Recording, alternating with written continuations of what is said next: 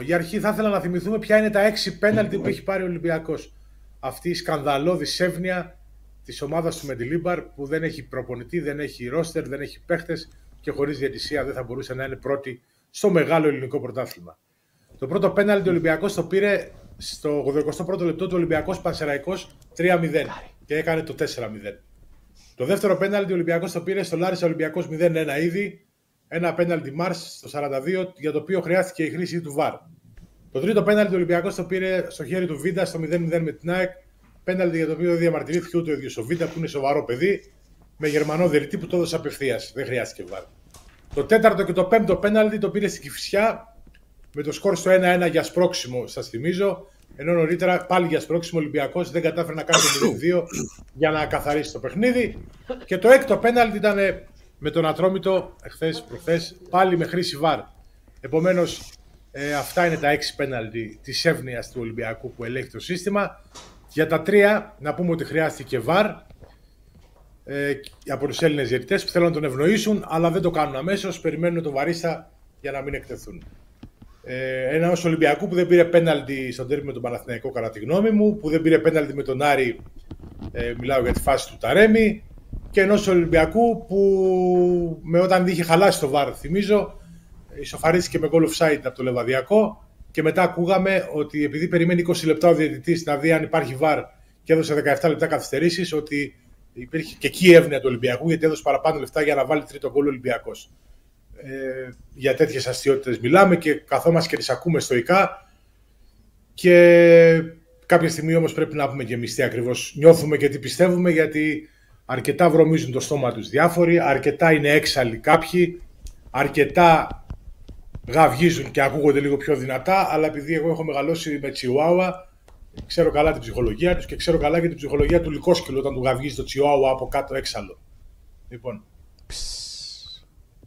λέγαμε για το ΒΑΡ. Κάποιοι λέγανε ότι ήρθε το ΒΑΡ για να σωθεί το ελληνικό ποδόσφαιρο από τον κακό Ολυμπιακό. Αλλά επειδή βλέπουμε ότι ο Ολυμπιακός για να πάρει πέναλτι χρειάζεται το ΒΑΡ, άμα θέλουν να το κόψουν οι εξηγιατικές δυνάμεις, να το κόψουν το ΒΑΡ, να δούμε μήπως τελικά αυτό ήταν το πρόβλημα. Εγώ θέλω να θυμίσω πάντως ότι το ΒΑΡ στην Ελλάδα υπάρχει 6 σεζόν, φέτος είναι η 7η. Και έχει ένα ενδιαφέρον να θυμηθούμε ότι αν συγκρίνουμε ισόποσα τις περιόδους πριν και μετά το ΒΑΡ, δηλαδή 6 χρόνια πριν και 6 χρόνια με ΒΑΡ, πρέπει να σας πω ότι ο Ολυμπιακός έχει 4 στα 6 χωρίς ΒΑΡ, με ΒΑΡ έχει 4 στα 6 και ένα ευρωπαϊκό. Η ΑΕΚ και ο ΠΑΟΚ χωρίς ΒΑΡ είχαν 1 στα 6, με ΒΑΡ 1 στα 6 επίσης, η ΑΕΚ και ο ΠΑΟΚ. 2 ΠΑΟΚ. Ή 2 ΠΑΟΚ. Αυτό θα το δούμε μαζί με το μηχανάκι, είναι τα ανοιχτά θέματά μας. Και ο Παναθηναϊκός με ΒΑΡ.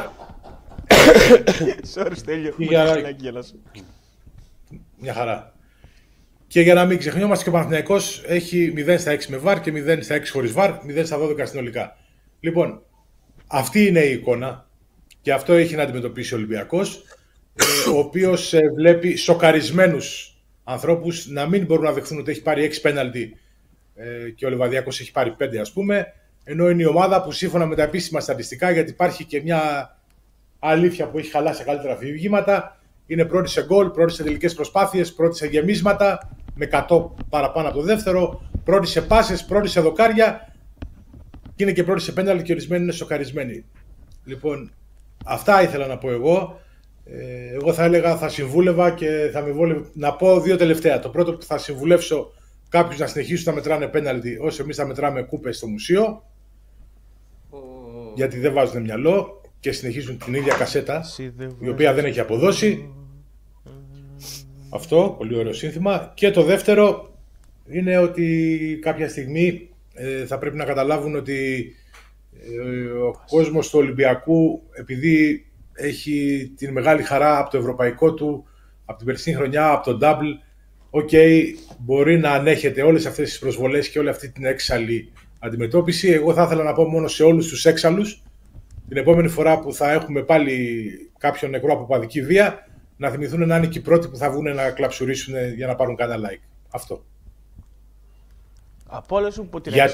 Γιατί αυτό το λέω, ναι, και τελειώνω και απαντάω σε ό,τι θέλετε και συγγνώμη αν καταχράστηκα και τον χρόνο, γιατί από όλα αυτά που λέω πάνε να χαλάσουν πάλι ένα πρωτάθλημα, επειδή ο Ολυμπιακός πέρασε πρώτος, λες και τους κάνει φοβερή εντύπωση, λες και δεν μεγαλώσαν έτσι όλοι, Επειδή πήρε ο Ολυμπιακός ένα πέναλτι βαρύσιο και επειδή δεν έχουν την ειλικρίνεια να μας πει κάποιος αν το παίρνει η ομάδα του αυτό το πέναλτι που το έχει πάρει. Όλες οι ομάδες το έχουν πάρει ήδη. Αν βγήκε και είπε, όχι, δεν το θέλω αυτό το πέναλτι, είναι σοκ.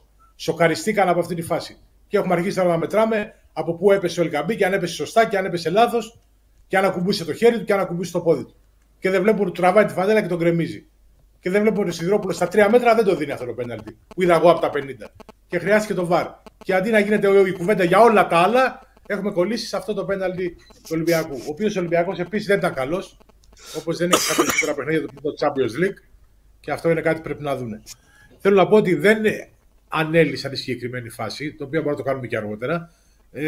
Έβγαλα μια ενόχληση την οποία υπάρχει γενικότερα για όλο αυτό το κλίμα, το οποίο θέλω να σας διαβεβαιώσω είναι πάρα πολύ έντονο και εγώ το θεωρώ και λίγο κωμικό. Όλη αυτή η εξαλωσύνη του Ολυμπιακού, τα πέναλτι και όλα αυτά που λέγονται και ακούγονται ξαφνικά. Επειδή πήρε ένα σφύριγμα Ολυμπιακός στο πλαίσιο που σας περιέγραψα πριν, σε ένα πρωτάθλημα που εγώ θεωρώ ότι δεν έχει πάρει βαθμούς από τη διαιτησία, ενδεχομένως να έχει χάσει, αλλά μέχρι εκεί.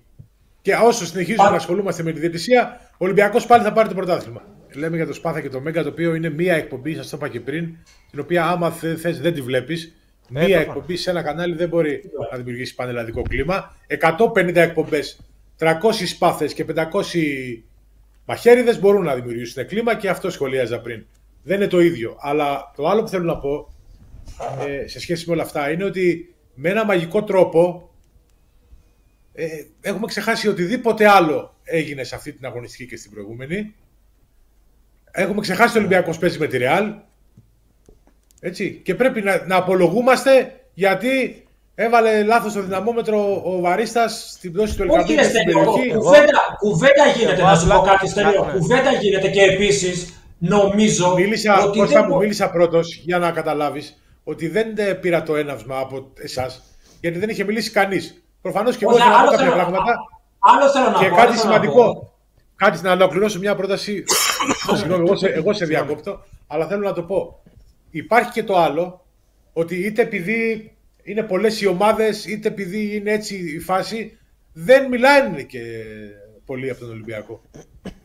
Δεν μιλάνε πολύ από τον Ολυμπιακό. Δηλαδή αυτά που είπα εγώ, σε αυτό το κανάλι δεν θα τα ακούσεις όλη την εβδομάδα που θα έρθει, ενώ θα ακούσεις 1000 βρωμιές κατά του Ολυμπιακού, αυτή τη εβδομάδα που μας έρχεται. Εδώ έχουμε μπερδευτεί, δεν ξέρουμε αν οι αρθρογράφοι παίρνουν γραμμή από τα τρόλ ή τα τρόλ από τους αρθρογράφους. Δεν ξέρουμε γιατί πρέπει να είμαστε από πάνω. Δεν προλαβαίνουμε. Βλέπουμε το άρθρο, μετά βλέπουμε 300 σχόλια. Άλλες φορές βλέπουμε 300 σχόλια, μετά βλέπουμε το άρθρο. Εγώ δεν θέλω να πω κάτι περισσότερο γιατί δεν είναι και η θέση μου τέτοια, ούτε η δύναμη μου είναι τέτοια. Αλλά νομίζω ότι καλό είναι να σταματήσουμε να κάνουμε ό,τι δεν βλέπουμε. Όποιος έχει απορίες, να ρωτήσει και τον Γιώργη και τον Μπαρτζόκα αν υπάρχουν τρόλ που εκτελούν δολοφονίες χαρακτήρα.